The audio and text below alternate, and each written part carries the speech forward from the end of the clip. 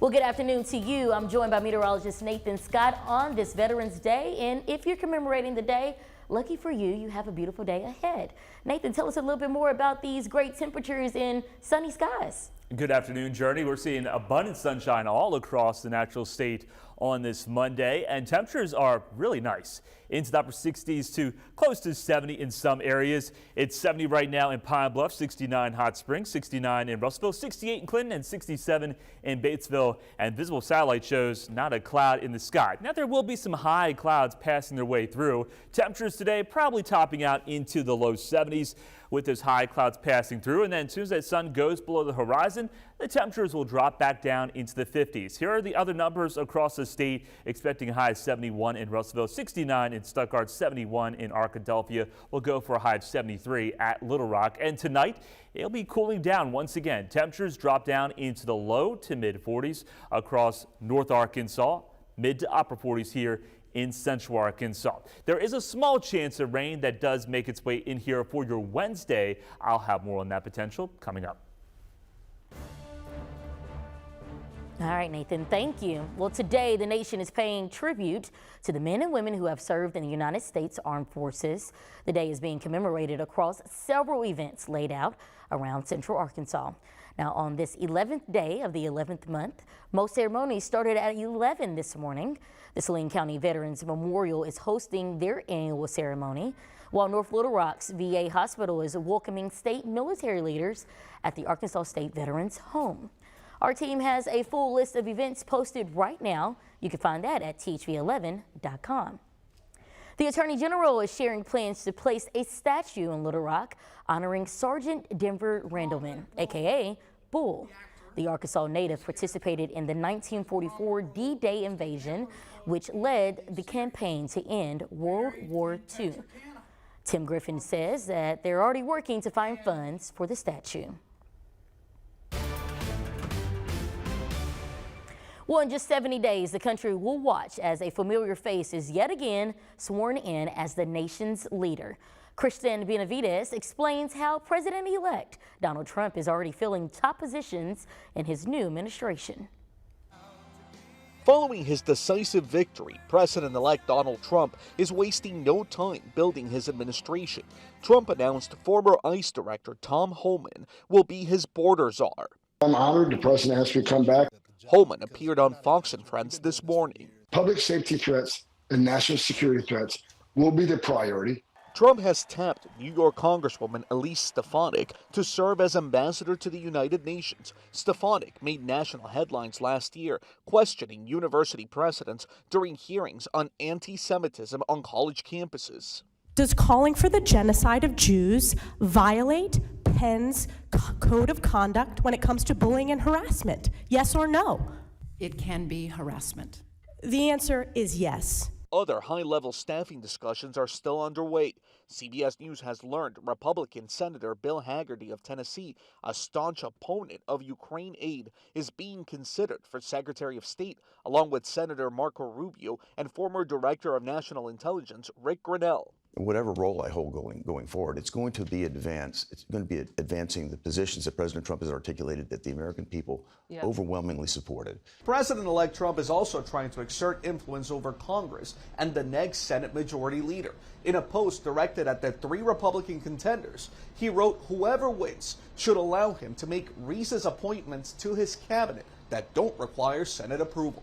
He also said the Senate shouldn't approve any judges until he takes office. Christian Benavides, CBS News, West Palm Beach, Florida. Well, back at home this afternoon, a legal battle is unfolding as the Pope County casino license holder sues to block issue 2. Just under a week ago, Arkansas voters decided to pass the ballot measure, which strips the license away from Pope County and requires a county-wide vote for all future casinos. Now, the group awarded the license argues saying issue 2 should have never been placed on your ballots. Attorney General Tim Griffin blasted the legal challenge, calling it, quote, baseless. Lawyers representing Cherokee Nation issued a statement pointing toward their commitment to protect constitutional rights by, quote, defending its lawfully issued casino license, and highlights the, quote, investments it made in good faith.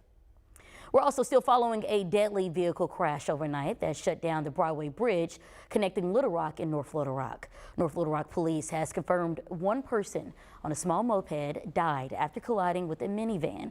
Officers first received word of the accident right before 6 o'clock last night. The minivan driver was interviewed, but the investigation remains open as we wait to learn the victim's identity. We're moving now to the southeast region of the state, where people in Eudora are spending the afternoon under a boil order. The entire town lost water after reports of a fire hydrant and water line being damaged on Sunday. Crews spent hours making repairs, and residents are being urged to boil the water first after it's restored. We now want to make sure you know about the start of Conway's new plan to stop drivers from running red lights. Starting today, Conway Police will launch their enhanced enforcement campaign. With that comes reminders for everyone to come to a full stop when prompted by traffic lights. According to police, they'll heavily monitor traffic flow with no exceptions to those who fail to abide by the law. And national headlines: rapidly growing fires are scorching parts of the East Coast, with an 18-year-old now reported dead. Tom Hansen is following the conditions with new images and sound from the scene. The Jennings Creek fire in New Jersey has scorched 3,000 acres and has threatened dozens of buildings. The scent of smoke and reports the fire is close, prompting some local residents to leave. My neighbor said he saw some flames like by the side of the road and everything, so it's time to go. The fire, fueled by a record-setting drought in the region that has caused 537 wildfires since October 1st. That's roughly 500 more fires than we had this same period last year. And now those wildfires turning deadly. Dario Vasquez, an 18-year-old New York State Parks employee, was killed by a falling tree while helping to contain part of the Jennings Creek fire. We got the chills, and I just can't believe an 18-year-old kid would risk his life for our houses and everyone here. So honestly, it was devastating. Since Friday, a number of fires have broken out across New Jersey and parts of New York, some even visible from Manhattan's skyline, and one blaze even took over sections of this Brooklyn park. Wildfires also erupted near Reading, Pennsylvania, and just north of Boston, this one in Lynn, Massachusetts, is burning more than 400 acres. Oh, this is so sad. And officials are going to be watching this area very closely because wind gusts today are expected to reach up to 20 miles an hour. Those dry conditions are also expected to stretch over the next several days. So firefighters like the ones behind me are standing by to jump in if needed. Tom Hansen, CBS News, Hewitt, New Jersey. One group is setting its focus on Alzheimer's patients and the support they need. We share their call to action in 8 minutes.